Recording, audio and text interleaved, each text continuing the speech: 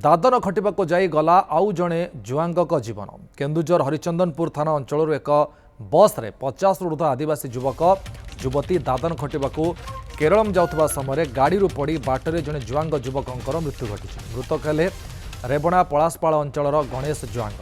मृत्युर प्रकृत कारण सन्देहजनक थिबा बेले केरल चित्तोदा थाना अंचल एक हस्पिटाल रे पड़ी रही मृतदेह।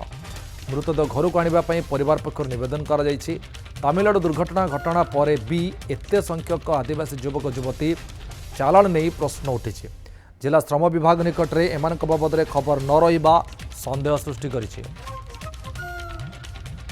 विश्वामित्र पात्र मो सहयोगी घटगार आम सहित जोड़ी आसले। विश्वामित्र कौन अपडेट आछि वर्तमान घटना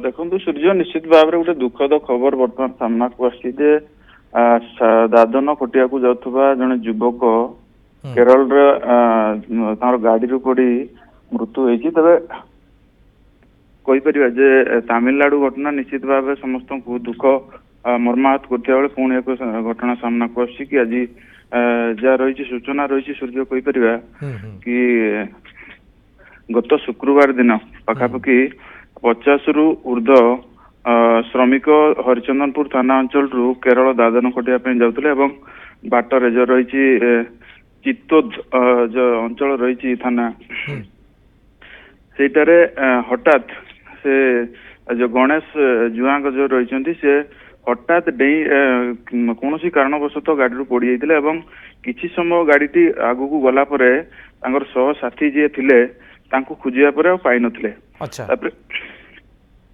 तापरे पुणी जिते ड्राइवर को जनइले जो बस कंडक्टर को जनइबा पर पुणी खोजा आरंभ होता पाखापाखि 1.5 किलोमीटर पछकू खोजा पर खोजी किंतु पाई नथिले जहाँ सूचना रही।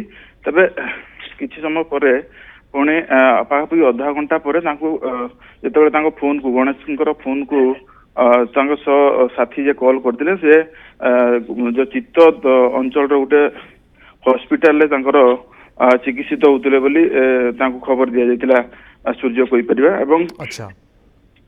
ता परवर्ती पर्यायर माने जो से हॉस्पिटल पहुंची किसी समय पर मृत्यु होता जहाँ सूचना मिली सूर्य कही परिबा। निश्चय बहुत बहुत धन्यवाद आप सभी सूचना पाई।